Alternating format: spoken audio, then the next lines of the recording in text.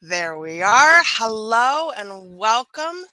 I am Briar Harvey. This is the Neurodiversity Media Network. Today we are Brandon Wild, y'all. Haley and I have no idea what we're talking about, so this is going to be absolutely amazing. We're coming in with one word: differentiation. So let's define it first. Yes, probably my favorite part of branding is differentiation. Um, it is exactly what it sounds like. It is the art of being different, not just different for the sake of being different, but strategically different. And I think that's the part where people get lost is Yeah, strategically different because what's that mean even? yeah. So if you look at, we'll take a really oversaturated market, for example. We'll say coffee, because there's countless coffee brands out there. Um, at the end of the day, and I know there's some coffee snobs out there that are probably gonna like want to hang me for this. It's all kind of the same, you know. Really, at the end of the day, they're you're selling a commodity product, and so really your best bet, especially if you're doing CPG, you've got these products on a shelf or something like that. Differentiation is really the only weapon that you have. It's coffee, it's got caffeine in it, it's free trade. If all of that stuff is the same, which it probably is, differentiation is your best key to success. Um, the the way that I like to go about this is to look at your competitors, see what it is that they do, and then do the opposite. So let's just take coffee. Mhm. How do we become different? Yeah. So I'll give you an example for a coffee company that I actually worked on called Lifeblood. They marketed and it was branded in a way it was for people that were addicted to coffee, that drank a ton of it. There was no decaf options. There was nothing like that. They were very upfront in your face, like, "You need this. It's a drug, pretty much. You will go into withdrawal if you don't have this." And that was the branding. It was very in your face, and, it wasn't Folgers or something like that. It was like, "We know you need it." We did on the side, it was like the part of the bag was see-through, Hmm. so you could see how much coffee was left, and there was little like text that was like, "Okay, you're good." And then when it got to the bottom, it was like, "Oh my god, I'm gonna die." To reinforce that kind of being addicted to a product kind of thing. So we didn't waste any time trying to convince people to drink coffee. Like, "Oh, we'll try this." Like, no, you're addicted to it. This is the strongest coffee that you'll be able to get. Buy it. And that carries over beyond just the product and the packaging, right? Yeah, This absolutely. comes into the community. Hmm.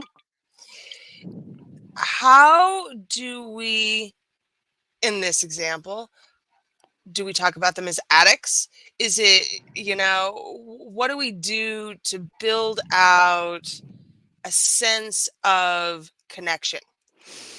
Yeah, so there's different types of people that drink coffee. Obviously, you've got your coffee snobs that want to know like where the beans were roasted and for how long and stuff like that. And so we alienated those people right off the bat. Um, then you've got people that want flavored coffee and that are more like Starbucks fans that want caramel mocha frappuccino with extra whipped cream, shit like that. And we wanted to alienate those people as well. So that left us with kind of a segment of people in ranging pretty wildly in age. And so we were like, okay, do we focus on this like older crowd? And then we determined to not do that because most of those people have drank the same coffee for, decades. They're probably not going to switch. And so we targeted a kind of a younger audience, like, mid 20s to early 30s. targeted that audience because they also have a little bit more of a sense of humor, I would think, than, people in their 50s would have. They would think that, like, signing up for that and, like, being called a coffee addict is cool, whereas somebody that's older might kinda get offended about it, or, so that's important too, is really identifying, like, the messaging that you wanna use to get those people to kind of call themselves out. Because with something like this, calling somebody an addict, you're you're playing with fire a little bit, but it is coffee. And there's a lot of people that would call themselves coffee addicts. And that's actually where the name came from too, Lifeblood. Um, Mhm. because how many times have you heard people say, like, "Oh, I can't live without my coffee. I gotta have my coffee in the morning." And so we're taking language and phrases that they already use and using that to reinforce the brand. And alienate the people who are not the brand, Hmm. which is an important part of differentiation that I think a lot of people get wrong. How do you repel without being offensive? A loaded question. So, this is often where I see people screw it up too. I saw this very, very heavily during the big virus that we don't need to name, and during the election, during the 2016 election. It is very easy to give your opinions on politics. It's engagement bait. If I could go post a political opinion right now and get 1,000 comments on it and do absolutely no work. Um, and a lot of people did this under the guise of differentiation or disruption or whatever they wanted to call it. But what you actually end up doing, you get the engagement, but eventually all of that stuff goes away. The pandemic's over, the election's over, the president isn't the president anymore. Eventually it'll all go away, and people will forget all the engagement clickbait stuff, but they won't forget how much of an asshole you were because you thought that this was differentiation. This is this is why I kind of hammer home the point of strategic differentiation. I'm not calling out people, I'm calling out certain processes. Okay. I don't like Starbucks coffee, it's weak. It doesn't do the job. I don't like decaf coffee because it's weak. It doesn't do the job. I don't like Folgers because it tastes like shit. Calling out stuff in your industry is a really good way to start. You don't have to do it by name. You don't have to call people out by name. There's sneaky ways to do that without looking like you're an asshole, looking like a hater. But for the most part, stick to what you know. Okay. If you don't know anything about like gun control laws and you're selling a skincare product, it's probably best to just keep your mouth shut. Talk about what's wrong in the skincare industry. And Be offensive towards the skincare industry. it is, I think there is a difference here between having a personal or corporate even position and using that position as differentiation. Hmm. Yeah, anybody can give themselves the title of CEO. That doesn't mean shit. A CEO is just an employee. Hmm. We don't like to talk about that. All the people that are CEOs are gonna be like, "Oh, but you're an employee. You get a W-2 at the end of the day." So, Especially depending on the corporate structure. Even if you're the founder and mhm. CEO, if you are an S corp, you get paid same as everybody else in the company. Yep, you sure do. So, Yeah, and if you want to differentiate that way using your title, you got to tell a story. If you're a founder, how did you come to be a founder? What happened? You know, what's that character arc look like? Because it's, even though it may appear similar to some people, it's different. It's unique to you. Everybody has a unique story, a unique reason why they found themselves in that position. And your character arc, just so we're clear here, is not your opinion about anything. No. No. So Uh, how do we separate them? yeah. So I don't really talk about politics and stuff like that a lot because it unless I can relate it back to branding, right? Because that is what I do. If I can relate it back to brand strategy and give people an understanding, like the whole Bud Light thing that's going on right now. Like Oh, I I was absolutely going to bring yeah, this one up as I an know. example. So let's do it. So that happened and it's brand suicide, and so of course I've got to talk about it. But I try to do it in a way where it's not just like this was stupid and I'm a transphobe. It's not that. I'm like this is stupid and here's why. Here's Bud Light's target audience. This is why this was dumb. This is why their market share is now diminishing. This is, and then the CEO came out and had this like half-assed apology that looked like ChatGPT wrote it and it didn't really say anything. It's like, here's why that's also a bad idea for your brand. So I always try to relate it back to what it is that I do and at least educate people a little bit Well, while since we're also going to do it, sneakily giving my opinion. right. So let's start at the top. Mhm. In case you've been under a rock for the last week and a half, Bud Light put a rainbow on their can. Now, it's important to note that this is not the first time that they have done this, nor are they the only brand by any Nope. stretch of the imagination that has supported the LGBTQ community in this way in the past, right? But then they took it up a notch and got a trans woman as their spokesperson, Yep. It's a brand ambassador. as brand ambassador. And truly, y'all, Haley and I give no fucks whatsoever what you think about trans issues. This is absolutely a line in the sand for a lot of people, and I get it. And also, in terms of branding, unless my people are already on the social justice side of the spectrum, I'm not sure this is the way that I go. No, this isn't. And I will tell you why they did this. So a couple of months before this, their creative agency was Wieden+Kennedy, which is a very well-known, very well-trusted, been in the industry for years creative agency. They've done great work. They fired them after their new VP of marketing took over, who is a woman. Obviously, I don't hate women,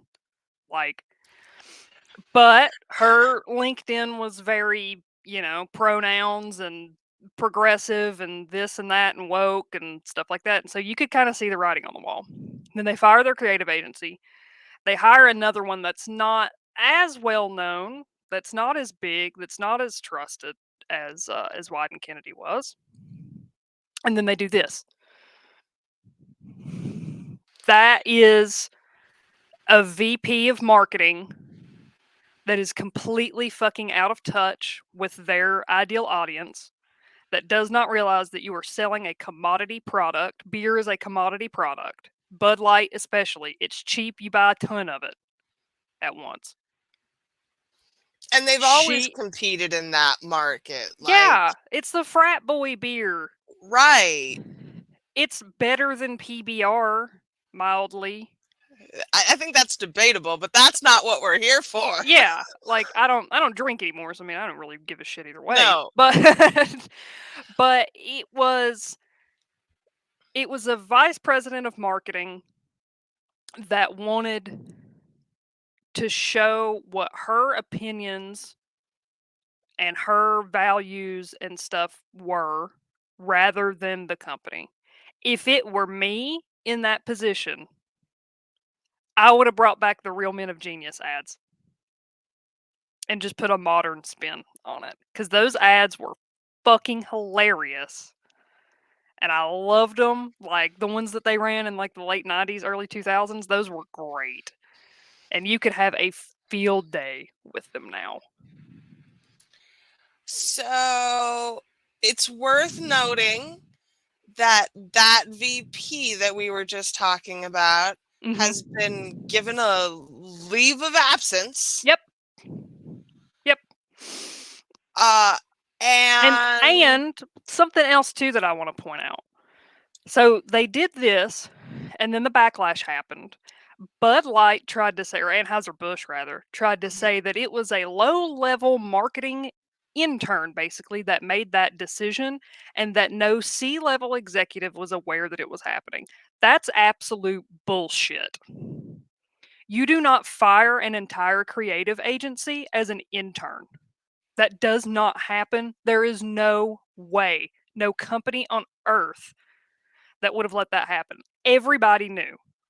So that's bullshit. First of all, you make a horrible decision and then you try to backtrack and blame it on some intern that had nothing to do with it.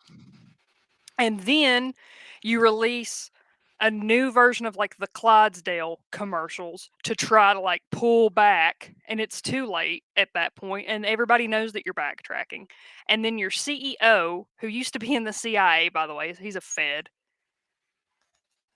comes out, writes this half-assed apology, and is like, "We're made in America," blah blah blah. Anheuser-Busch is a Belgian company, by the way. Yes, they were started in St. Louis. They're owned by InBev, which is a Belgian company.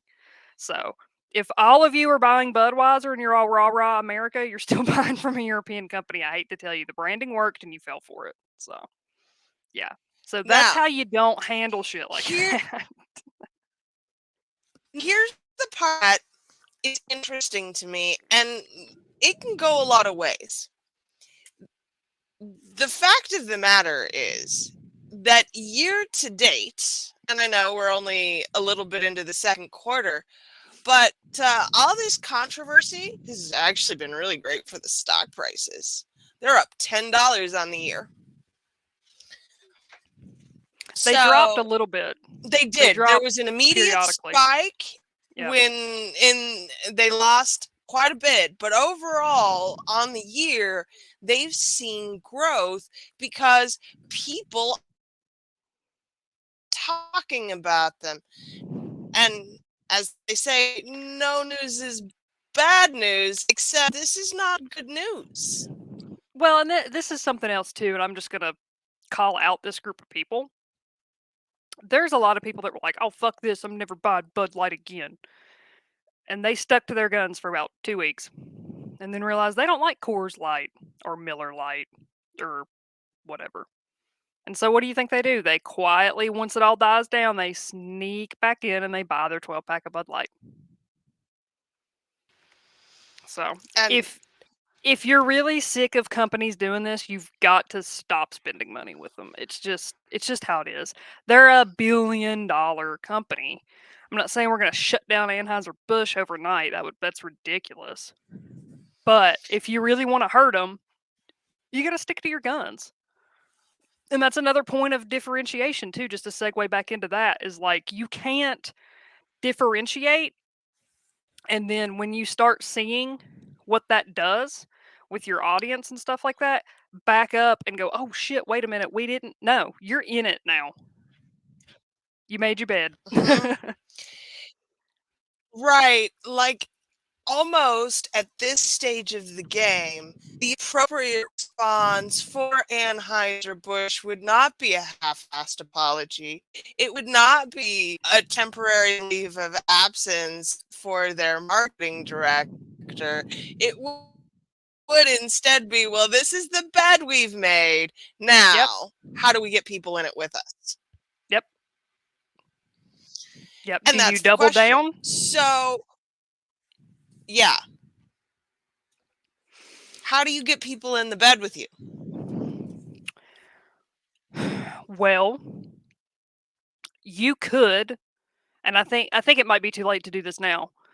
Had it happened right after, they could have come out and said, "Hey, we fucked up. We fired the chick that was in charge of this.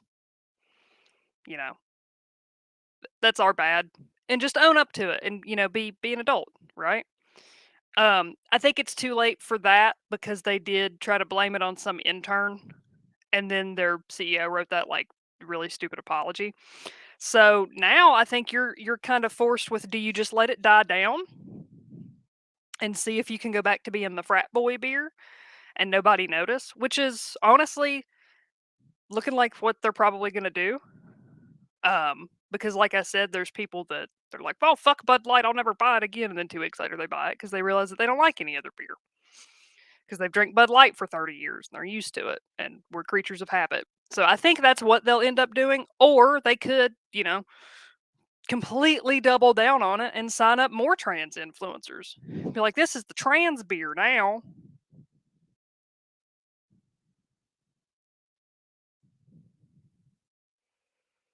So, I think you froze on me.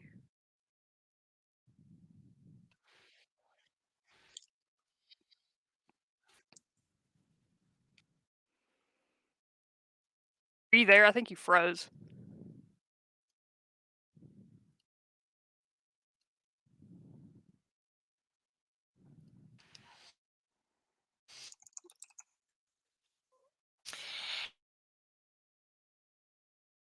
And what's key here is that it's Anheuser-Busch and they have enough of a market share.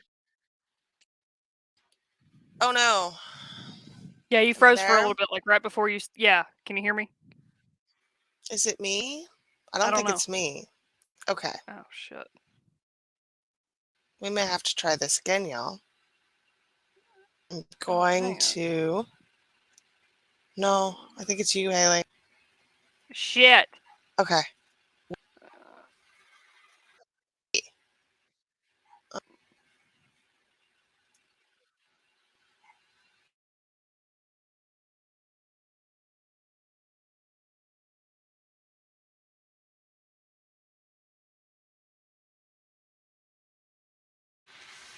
Happy retrograde, everyone.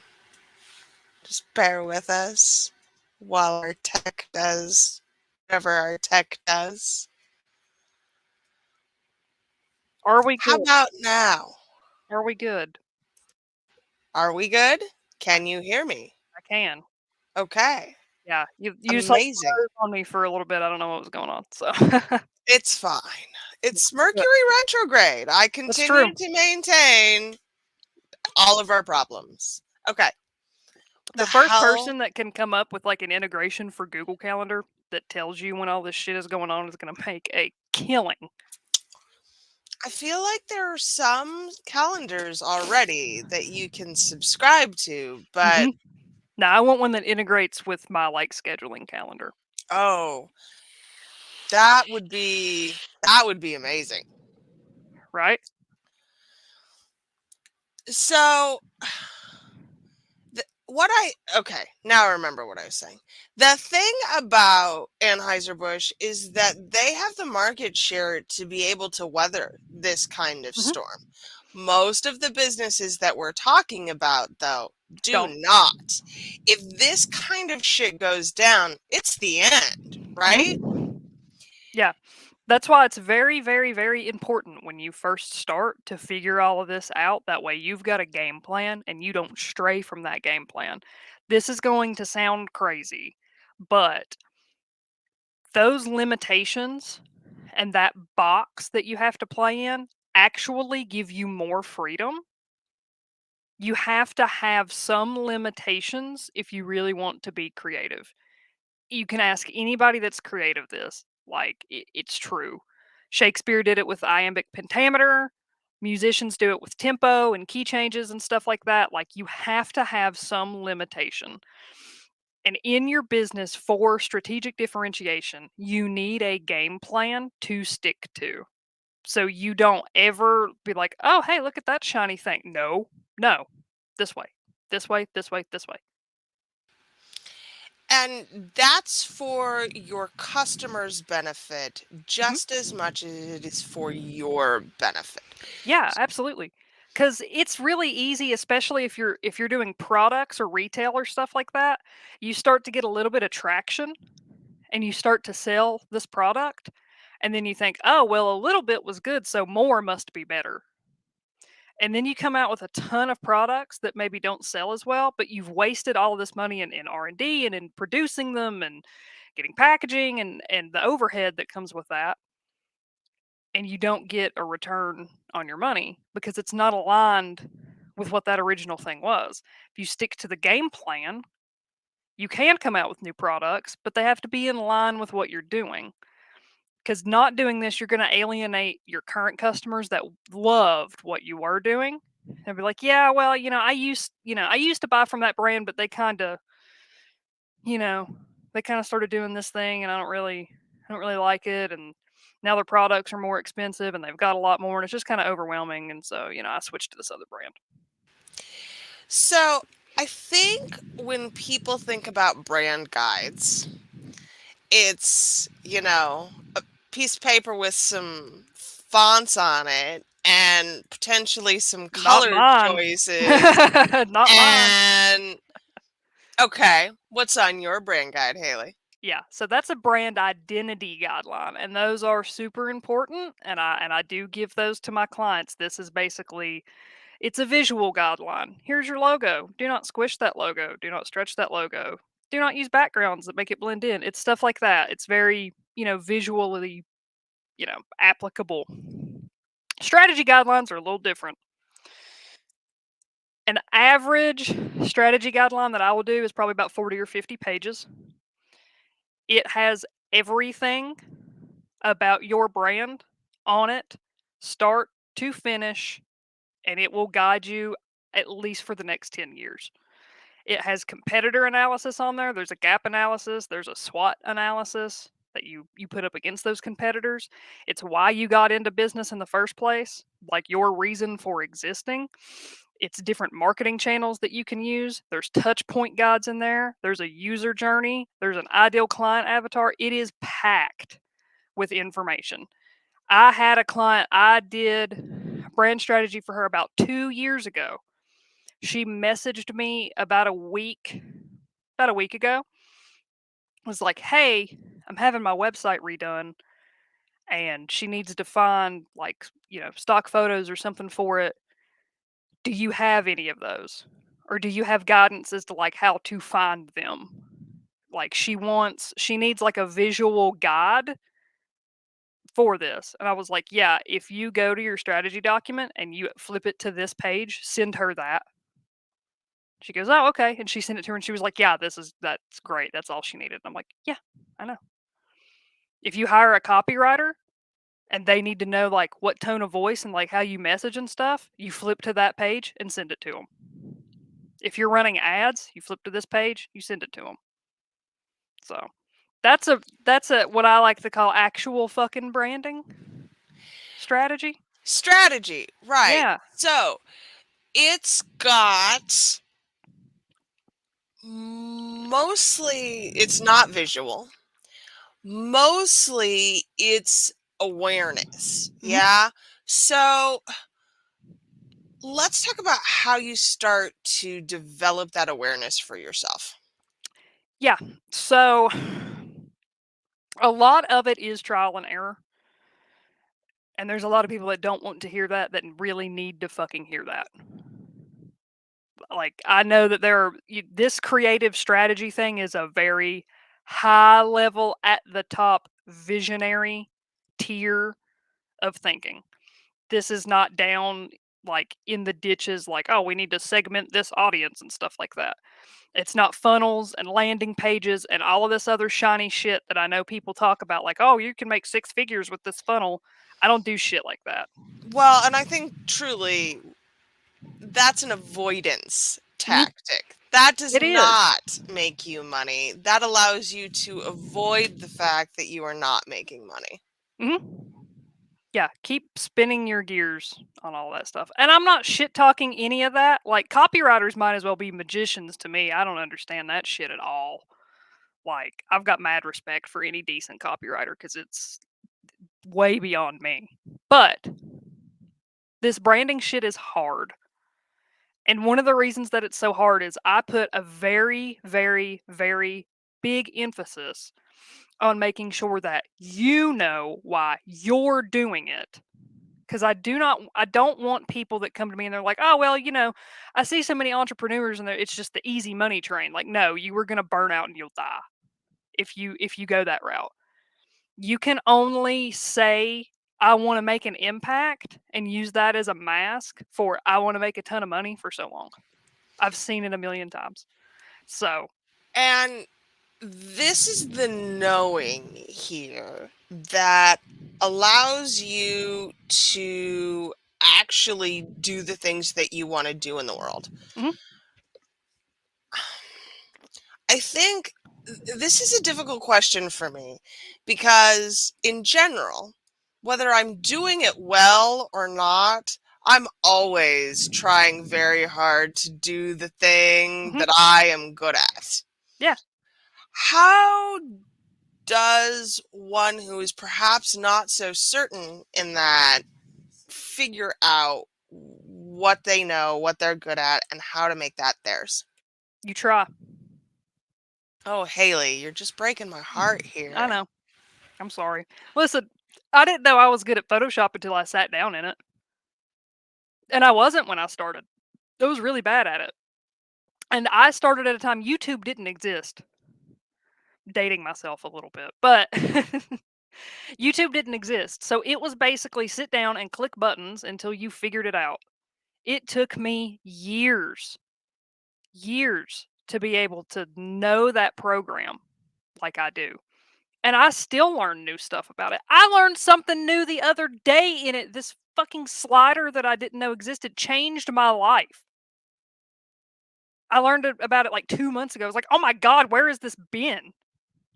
There the whole time and you There didn't the know? entire time, and I never Mhm. knew, and I never looked, and I never Googled it, and because I didn't know about it. So how do you know, How do you know what you don't know? And exactly. that So, is definitely a branding question.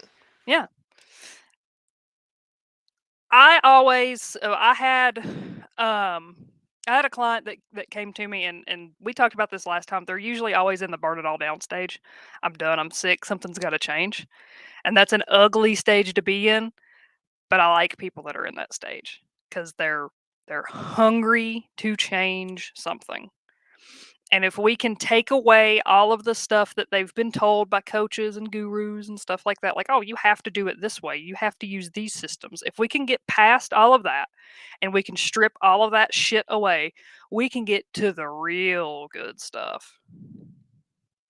Like the reason why you got in business, that never changes. Your branding and your brand strategy is a moving target. It really is. And people don't like to hear that because they're like, no, I just want to do it once and then be done forever. It's not how it works. You know, new channels pop up, new technology, stuff changes. It's just how the world is. Human behavior rarely does. Over, centuries it does, but not in any of our lifetimes. So, to quote Simon Sinek here a little bit, who I'm not a major fan of, but I like this premise, which is start with why. And people fuck that up too because they think that their why has to be this giant, like, otherworldly thing. It doesn't. My why I started doing this, I don't like boring shit. I can take boring shit and make it better.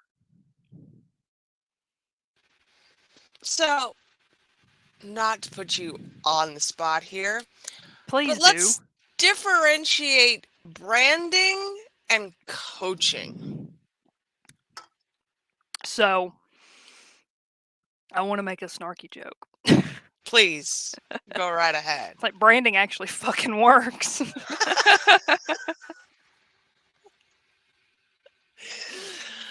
Uh, Listen, I know amazing coaches. I've had I do amazing too. I have coaches, one. and coaching is incredible. But there is a lot about coaching that is very, I think, ephemeral is a good Mhm. word, and branding is not. So, Where's the line? So I hmm it's in a way it's hard for me to answer that because when I think of coaching, I think of it as a kind of intuitive thing. It's very person to person. But branding's like that too. Really good branding is anyway. It's also tactical and analytical and you get, a game plan and a roadmap and all of that, but it's also very intuitive, you know. You have to be able to kind of coach the person that you're working with. Speaking me to my clients, people that I work with, you do kind of have to coax stuff out of them and pull and poke and prod until we get to the good stuff. And so I think there is some overlap there.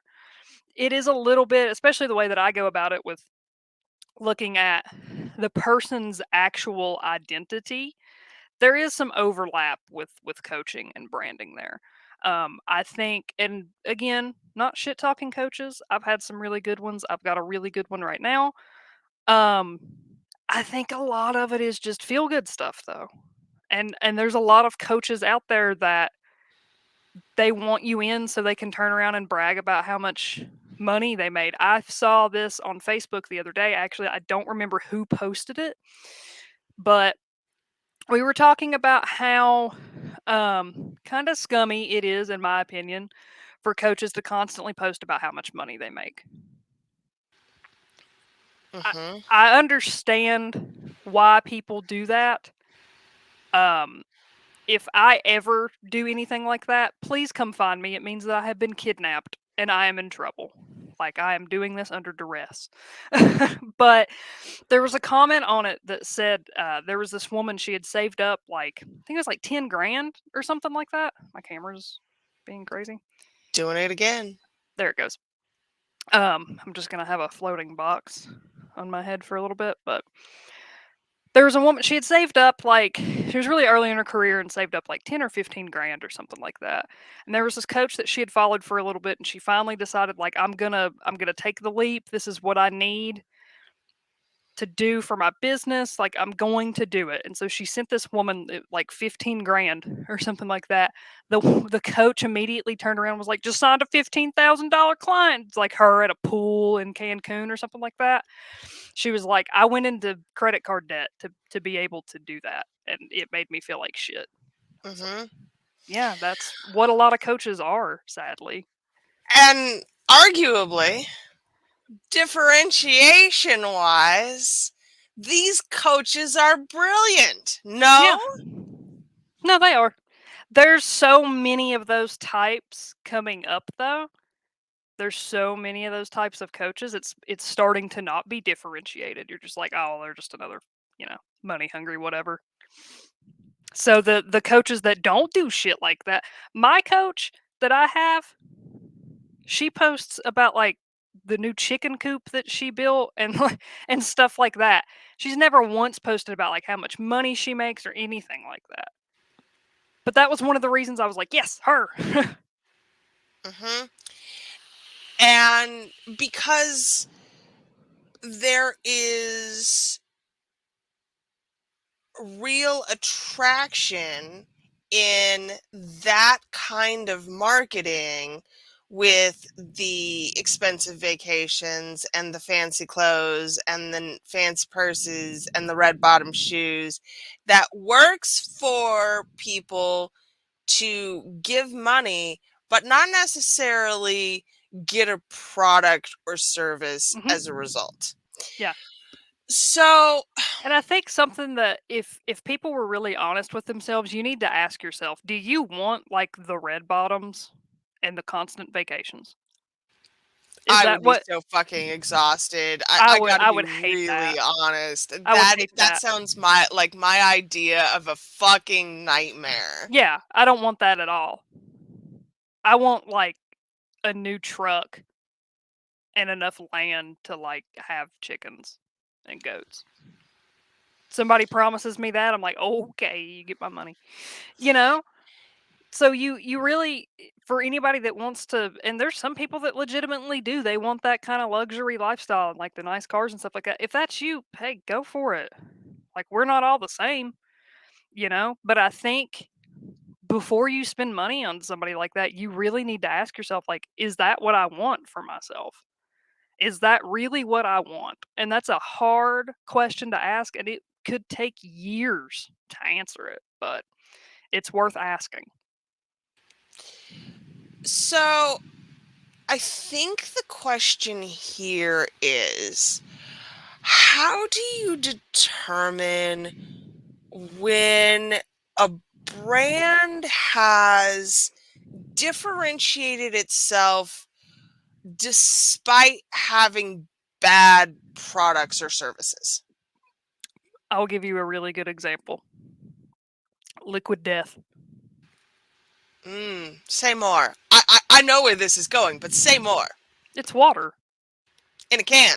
Yeah, in a can. It looks like a beer can, kind of. hmm And it's good. I've had it. It's water. It's fucking $4 water. Like, Right. It's yeah. But name another water company. right. Yeah, there's Dasani, Aquafina, Fiji. Fiji has the square bottles. Cool, hmm whatever. Dasani tastes like salt water, in my opinion. And I think that's a pretty popular opinion. But yeah, I mean, I don't know if you get their horoscopes. No. You should. I have to say, I They're am amazing. immediately attracted. They're amazing. And like that's a really good, I never sign up for like SMS, like text message marketing. I signed up for theirs because it wasn't enter your phone number to be updated when we add new products. Nobody wants that. Like, you want a fucking silly horoscope every month? Here, put your phone number in. And of course, they send you promotional stuff too. It's fine. I look forward to the horoscopes because they're hilarious. And at the end of the day, it's water in a can Yeah. that You're going to has murder your thirst. That's their right. tagline. You don't get to do that for cheap. Now, there are some environmental benefits to water in cans versus Of water course. in plastic. You know what's hilarious is they never talk about that. Never talk about that. Never, because nobody, I would be willing to bet that anybody that's consistently buying Liquid Death does not give a shit about their carbon footprint. No, and truly, I think that's an indicator of good branding is Mhm. that they recognize that their actual customer base does not care about that. Yeah, and maybe the founder or whoever started that company really cares about it. He does. I've read articles Yeah, of him talking about and so that's a way for them to feel like, okay, my values are aligned here and I'm doing something that I feel good about. We don't necessarily have to push that down the audience's throat though. I'm making a difference in the product that I am producing by producing it in a can instead of a water bottle, and that's good enough of an impact for them that they don't need to be like, we're environmentally friendly like every other brand does. I'm still not sure it's bad branding, Haley. Oh, it's not. No, it's fantastic branding. I love Liquid Death. But it's a great example of differentiation. That was not the question I asked. Wait, what was the How do question? you tell a bad product or service when the branding is so good? Ah, okay. Okay. I don't regret the Liquid Death thing. No, I don't either. So, I wrote a post about this actually not too long ago. There are a lot of people that have been kind of burned on the idea of doing branding because there are a lot of people that invest in it and are really, really good at it that sell a really shitty thing. I wish I had an answer as to how to tell, like by looking at it. If it's a product, most of the time you just gotta buy the fucking product, sadly.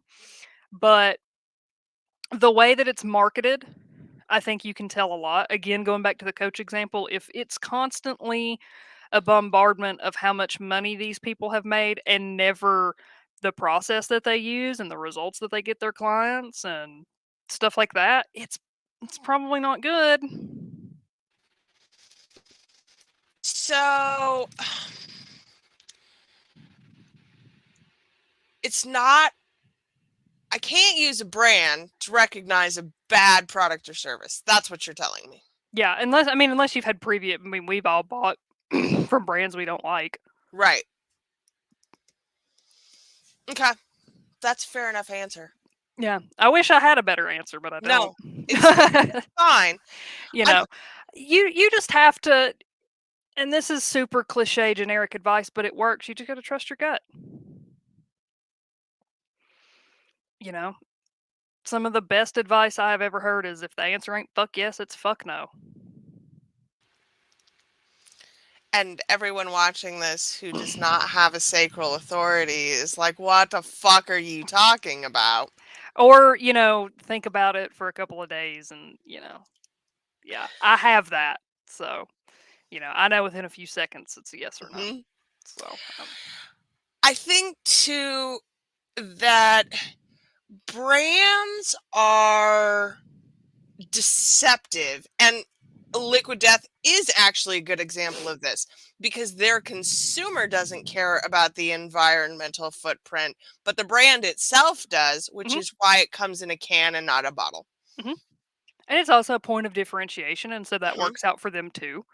And you can do cooler stuff with packaging on a can rather than a bottle.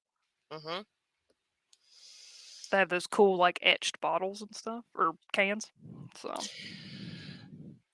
So if I can't tell immediately whether a brand is good or bad visually, are there, aside from buying the product, are there any indicators that you yourself look for that make you go, this feels hinky to me?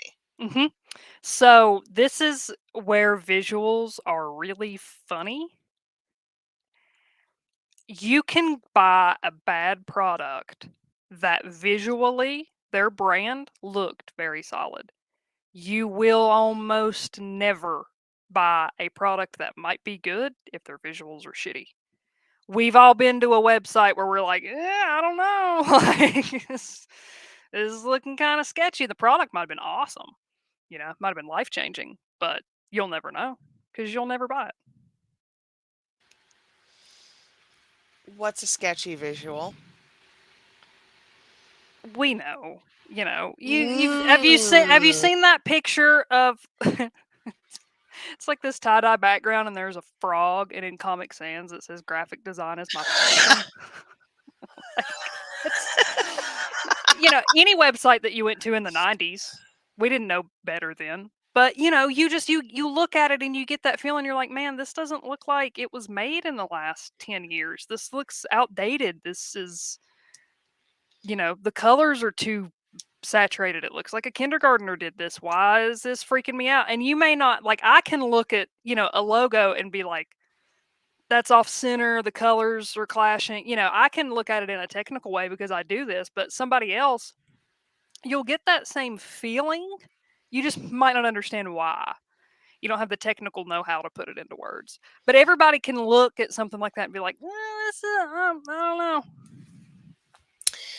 So there's a lot of funnel pages are like that. Sorry to say. I was reading about a sales page this morning. Someone had said this is, design-wise, one of the most visually compelling sales pages I had ever seen. And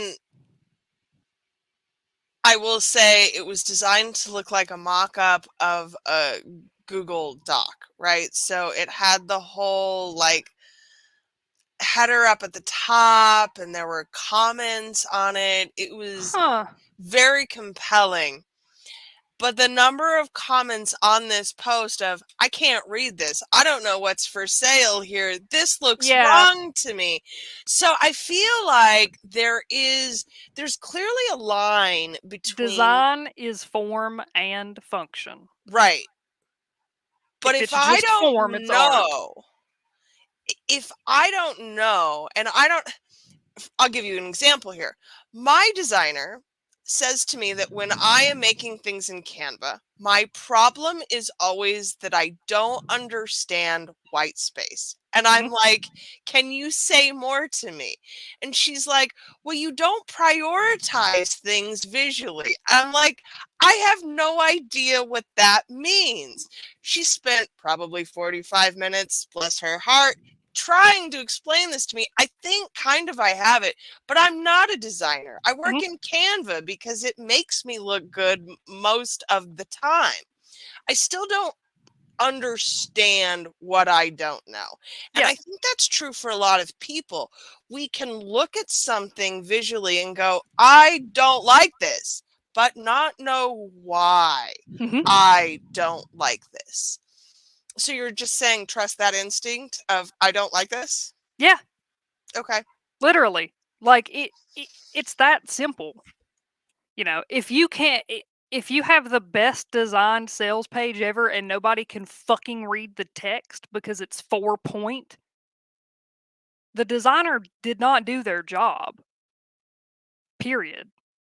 If you can't read it, you can't be educated about it. You can't know. I had a Facebook post right before we got on here.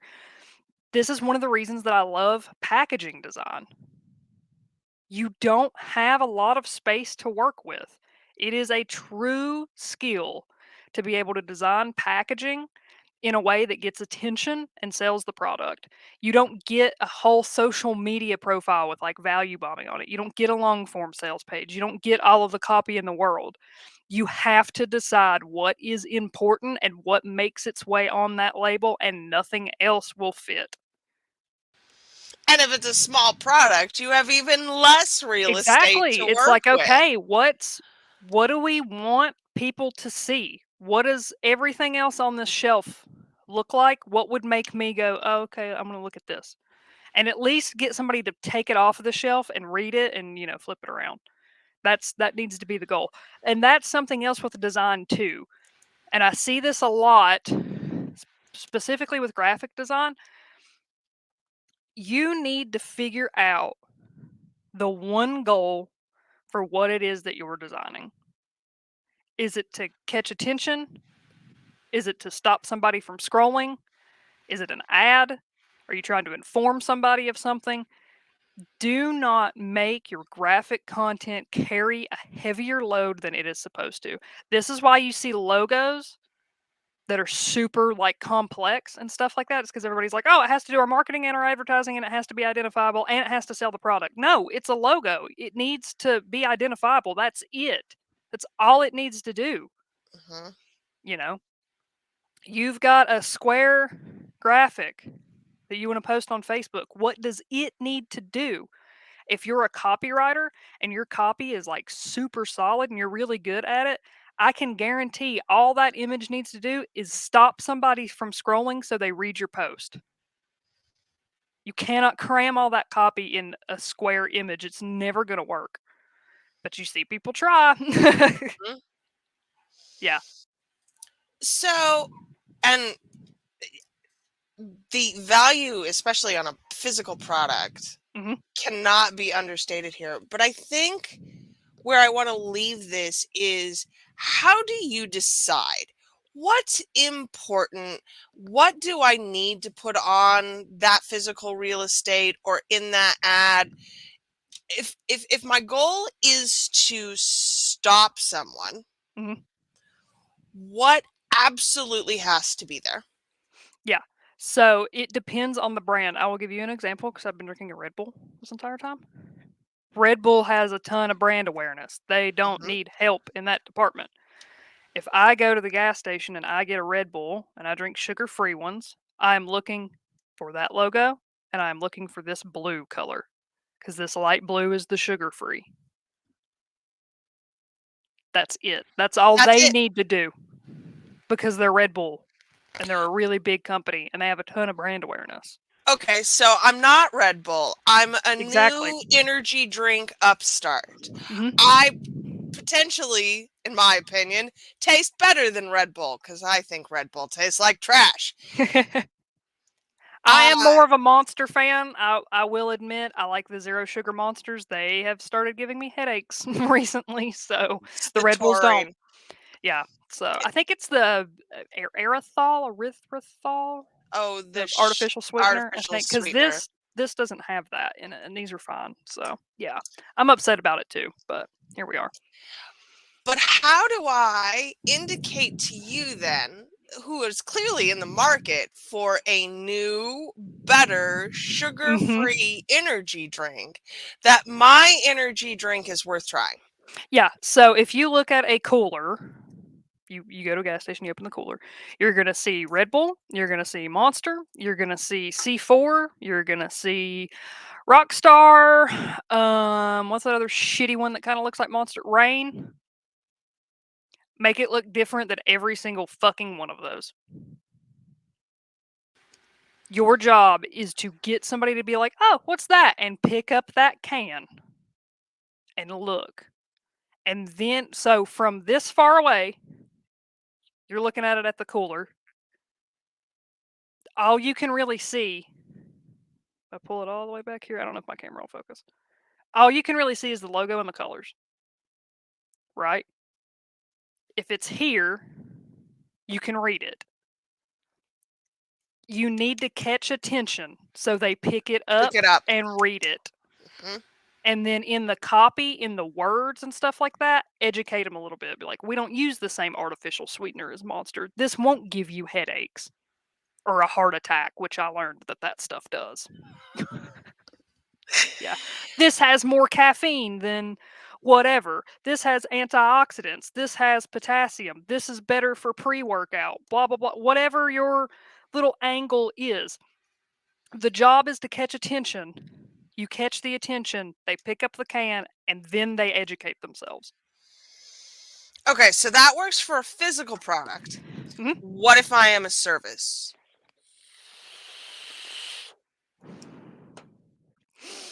Same concept, different medium. If you're a service-based business, you are more than likely going to be on social media. And so going back to the example that I was talking about with the social posts, let's say you're a web developer. You take a picture and you show this beautiful website that you made, or a video even, whatever. What does it need to do? Does it need to catch somebody's attention? Are you designing, do you only design websites for people that are in, HVAC or construction? Why is this the website that you need? And then you can explain more in your copy. The words can educate, but the design has to get attention more often than not. That's not always the case, with infographics and stuff like that. You're doing both, but more often than not, you're using graphics to get attention, and you're using the words and the messaging and the tone of voice of that brand to educate and bring brand awareness. And again, all you got to do is stop. That's all the brand is doing Mm-hmm. here. Okay. Yeah. And then there's more that comes after that. That initial post purchase, is the product good? I don't care how good Red Bull's branding is. If I didn't like how this tasted, I wouldn't drink it. Hmm. Period. I would have to, I guess, keep drinking Monsters until I had a heart attack. Because I like how those taste. I prefer how those taste, but I can't drink them anymore. Same thing with anything else. When you're talking about a product, the product has to be good. Do not think that I'm sitting here saying like, oh well, if you got a shitty product, you should just brand it and then make a whole bunch of money. And no, you've got to have a good product.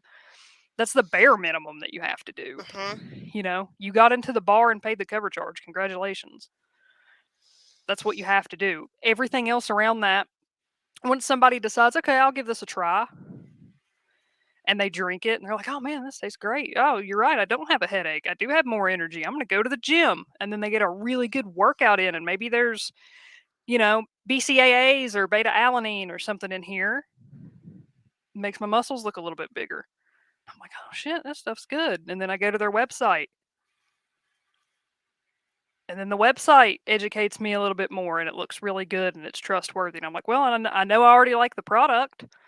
And then there's a pop-up that pops up and it's like, hey, get 25% off your first order. We've got a subscription box thing. You can get these delivered to your door. You don't have to go to the fucking gas station.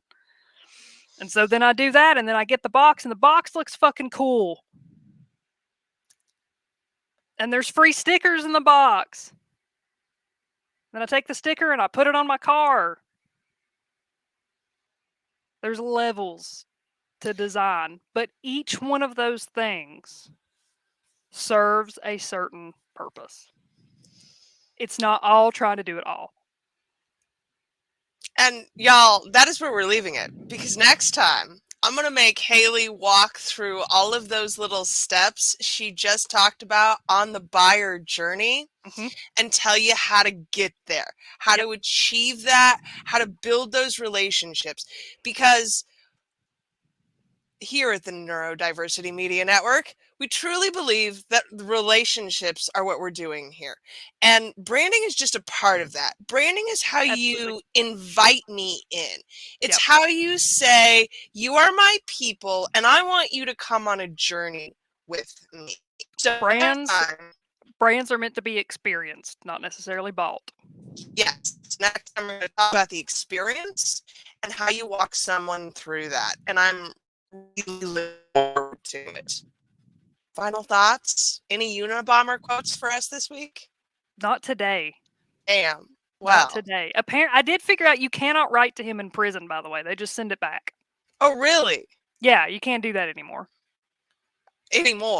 So there was a time. There was a time where it was okay. Where you could write to Ted Kaczynski. Apparently now they just send it back to you.